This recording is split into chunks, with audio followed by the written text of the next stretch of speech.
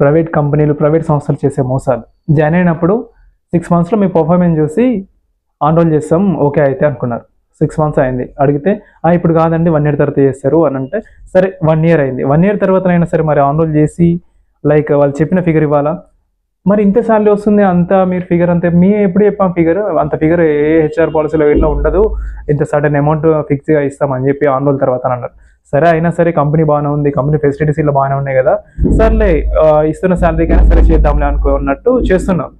So, present ఏమైంది కొత్తగా ఫ్రెషర్స్‌ని తీసుకున్నారు. సో, ఫ్రెషర్స్‌ని తీసుకొని ఇప్పుడు ఆ ఫ్రెషర్స్ నా దగ్గర ట్రైనింగ్‌కి వచ్చిళ్ళు.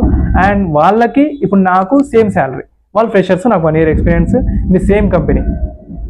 సో, సిగ్గు, శరం, మానం, మర్యాద, ఆత్మాభిమానం, ఆత్మగౌరవం ఉన్నోడు ఎవ్వడు ఉండడు.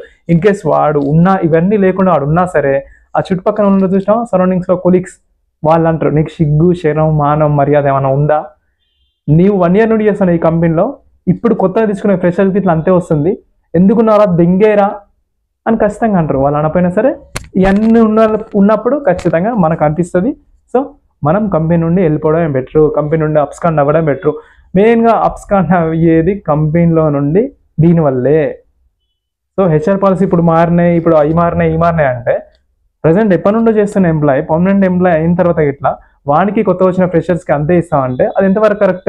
అస్సలు కరెక్ట్ కాదు. సో, మేనేజర్‌ని అడిగినా అది అడిగినా అన్రోల్ చేసే టైంలో ఏంటి సార్ అది అంత అమౌంట్ చెప్పాలంటే అంతేం కాదు బాబు ఇప్పుడు కంపెనీలో అట్లా ఉంది అని అంటే సరే దానికి ఇట్లా ఓకే చేస్తున్నప్పుడు ఇప్పుడు కొత్తగా తీసుకున్న ఫ్రెషర్స్‌కి ఇట్లా అంతే ఇస్తే ఎవడుంటాడా కంపెనీలో? సో, సార్ అండ్ మా గ్రూప్ మాది ఏదైతే ఒక డిపార్ట్మెంట్ ఉందో ఆ గ్రూప్ వాళ్ళకి చాలా థ్యాంక్స్. మీ దగ్గర నేను చాలా వర్క్ నేర్చుకున్నా. ఆ నేర్చుకున్న వర్క్‌కి నాకు తగ్గ వాల్యూ అనేది కంపెనీలో ఉండట్లేదు. సో, నేను వెళ్ళిపోతున్నా. Thank you so much for teaching.